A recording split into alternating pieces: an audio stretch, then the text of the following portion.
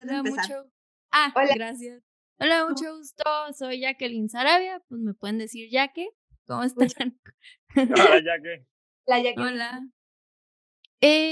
Pues primero que nada, muchas felicidades a los tres por esta magnífica película, por todos los premios que han recibido. Me encantó. Quisiera empezar con Michelle. Sé que empezaste a trabajar en el guión en el 2017. Y me gustaría saber, bueno, nos gustaría saber para la audiencia que nos está escuchando y viendo, ¿qué te motivó? ¿De dónde nace la idea de la historia? Mira, yo en esas etapas había pasado por el duelo de la pérdida de mi mamá y eso me llevó a cuestionarme mucho todo lo de la maternidad y luego obviamente mi misma maternidad, ¿no? O sea, si yo quería eso o no y todo, y la verdad es que todo me fue llevando a enfocarme mucho en el personaje que fue mi abuela, que fue una mujer que nunca conocí y que yo solo tenía una idea terrible de ella porque no había querido seguir con su camino de ser madre o de tener una vida doméstica, ¿no? Entonces, y eso la verdad es que me hizo crecer con una imagen muy oscura, bastante cercana a lo que es una bruja mala o algo así. Entonces, pues yo llegando ya a mis 30 haciendo cine de horror, me empecé a cuestionar muchísimo, ¿no? El por qué tenía yo esa idea de ella, ¿no? Y empecé a rascarle ahí y poco a poco empezó a existir Huesera. No, pues está muy padre, felicidades, wow. Y para Natalia, ¿cómo fue tu proceso para interpretar a Valeria? Creo que fui muy afortunada, tengo grandes compañeros de ficción y Michelle fue una gran guía. Hicimos muchos trabajos de análisis, dedicamos un par de semanas a reunirnos con el elenco, a más o menos ir planteando cómo queríamos diseñar tanto los caracteres como las situaciones que estábamos compartiendo. Eh, aprendí a tejer, aprendí a tejer sillas acapulcos también, cosa que nunca Lo imaginé que hace iba a muy hacer. bien. Fue muy técnico al inicio, creo que tuvimos esa gran fortuna porque en el cine generalmente estos procesos de análisis no se dan tanto, sobre todo cuando vas con una agenda de tiempo riguroso, con producciones grandes, casi siempre cuando una producción responde a términos económicos muy influyentes, no hay mucho tiempo. Entonces, afortunadamente este no fue el caso, tuvimos ese momento de sentarnos a hablar. Después en el set, yo sí ahí seguiré insistiendo con que nos arropó mucho la misión que nos traía a este lugar. No creo que sea algo eh, que se pueda materializar en palabras, creo que tiene que ver con un propósito eh, casi azaroso, llegamos ahí por una razón y estando ahí era muy claro lo que teníamos que depositar y bueno, teniendo esta base de construcción que habíamos hecho previa, pues todo fue mucho más sencillo. Guau, guau, y se ve en pantalla el trabajo en equipo, la comunicación, porque me encanta la primera escena, bueno, no es la primera, ¿verdad? Pero la segunda escena que salen, Valeria y Raúl, se ve la conexión en pareja. Entonces, siempre observo eso y digo, claro, porque hubo un buen trabajo en equipo, la dirección y todas las personas detrás de cámaras. Y para Alfonso también, ¿cómo fue tu proceso para interpretar a Raúl? el cine tiene una cosa que es hermosísima, que es de la familia, ¿no? De lo que formamos para poder todos conectarnos y contar algo en común, ¿no? Y cada quien va a defender lo que tiene que defender de lo que le está pasando, creyendo o haciendo, pero al final del día la meta es la misma, ¿no? Es vamos a contar esta historia y nos entregamos todos con una fe desbordada y enloquecida porque creíamos profundamente en tanto lo que había escrito Mitch con Navia como lo que Mitch estaba visualizando y llevando al set y además todo el equipo, ¿no? Lo que hizo Nuro, lo que hizo Ana o lo que hicieron todos los... Creo que como dice Nati, está el proceso personal, el de la construcción de personajes desde un lugar lógico y desde un lugar eh, mental, cómo construimos, hacemos y tejemos, y luego está la parte en la que llegas al set y a ver con qué te encuentras. Y la verdad es que llegar al set siempre fue un gozo, fue un disfrute enorme, fue muy doloroso, como fue muy divertido, como fue terrorífico, y fue un proceso que fue marchando a pesar de estar planeado y trabajado, siempre nos dejamos sorprender por lo que sucedía cada vez que llegábamos a una locación o que teníamos alguna utilería o algo que manipular que era distinto, ¿no? Y todo lo que fue entrando siempre fue bienvenido y todo lo que entró siempre agradeció y le dio la misma intensidad y la misma intención. Entonces, siempre estuvimos cobijados o arropados por un lado por el mundo creativo y por otro lado por el amor. Fue muy afortunado. Gracias por compartir. Y para los tres, ¿tienen alguna, yo sé que va a ser difícil tal vez, pero ¿tienen alguna escena favorita o alguna escena que los haya marcado durante el rodaje que dices, wow, no sé, para los tres? ¿Verdad? La escena del final, que no podemos hablar en específico de lo que pasa, pero fue brutal para escapar. Y todavía tengo pena, porque fue una combinación de cosas.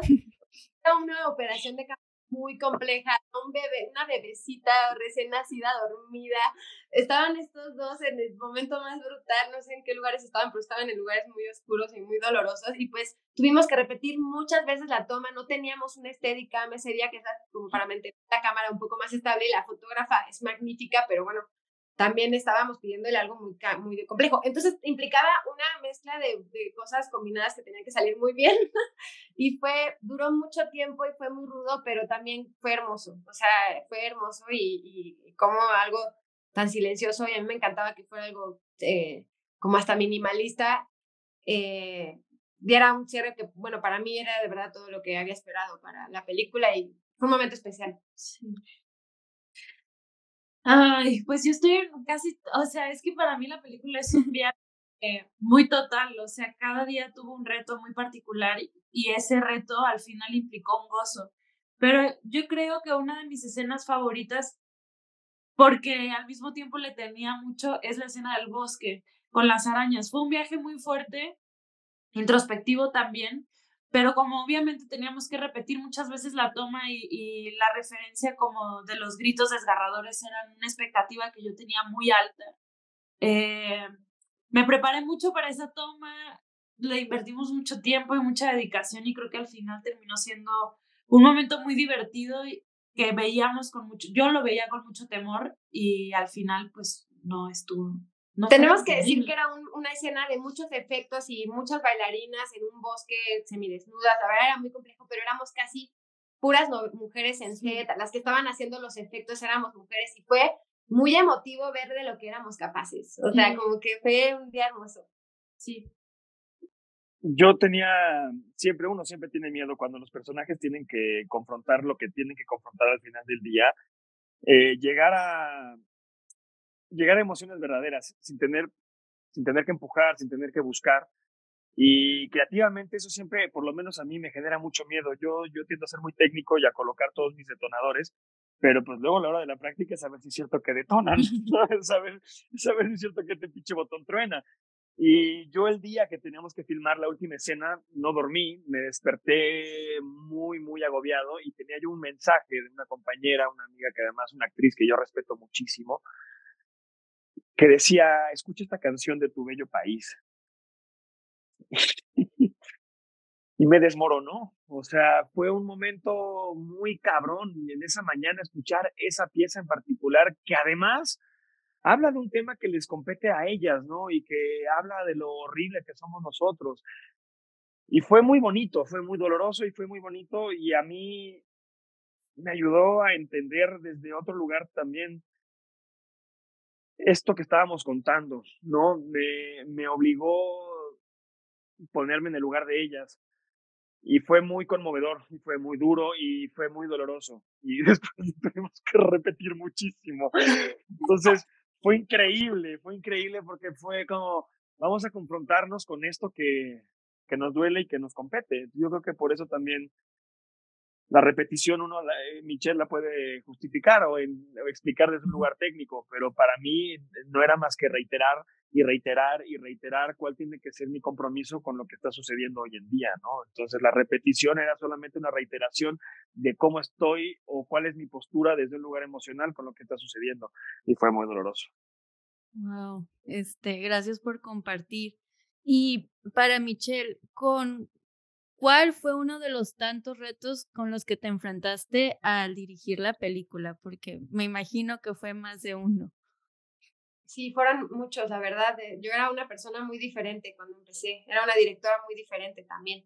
Creo que el mayor reto es mantenerte apasionado, o sea, lograr seguir conectando con el motivo principal por el cual estás haciendo la película, porque después estás en tantos miles de detalles y cosas técnicas y líos al final de cuentas estás juntando mucha gente talentosa, pero que va a haber 1000 conflictos, o sea, somos humanos, o sea, no hay forma en la que no va a haber 20,000 conflictos y aceptar cuando algo no es y saber decir que no asertivamente es muy duro, más siendo mujer. Entonces, la verdad fueron muchos, muchos problemas, pero creo que sí, el saber poner límites, saber decir que no cuando no, está muy cabrón.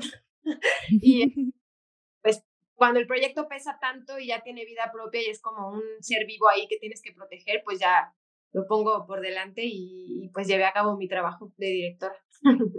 No, felicidades y además, no lo mencioné al principio, pero sé que es tu primera, pues primera ópera prima, así que pues muchas felicidades y que Gracias. y salud, ¿no? Pero felicidades y que vengan más éxitos. Ojalá Es- tuviera. y para Natalia, ¿qué te llevas de tu personaje? ¿Qué aprendiste de Valeria? Creo que antes de descubrir el mundo de Huesera y a Mitch, para mí, yo siempre he sabido que tengo una personalidad muy monstruosa, para bien y para mal. Me gusta, pero me disgusta.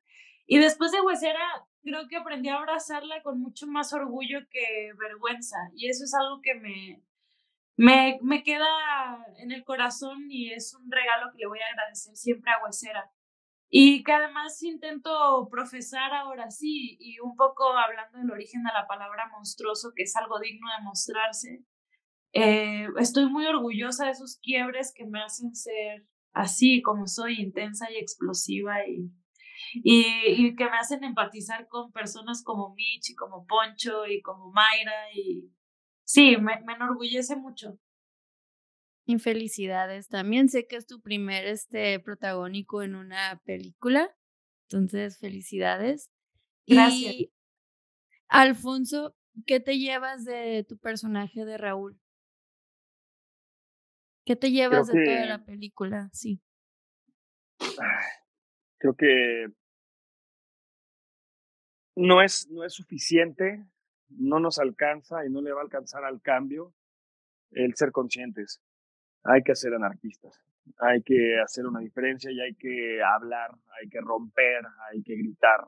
No nos alcanza la conciencia para lograr el cambio que nos hace falta.